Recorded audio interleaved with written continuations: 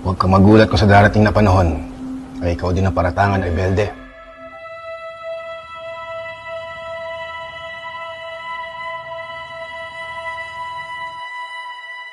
Halina't conoce al Padre Gómez. Deben saber el lugar que ocupan. Dejen de promover estas ideas radicales. Ideas liberales.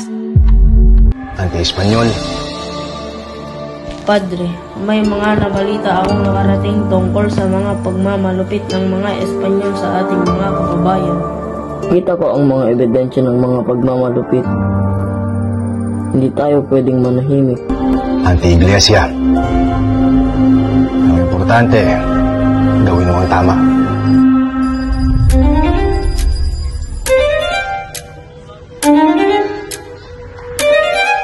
Mga Filipino ay kinasiyahan ng kamalasan.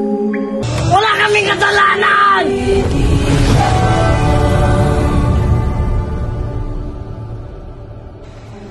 Pedro, di ba kayo natatakot? Bakit ako matatakot magsabi ng totoo?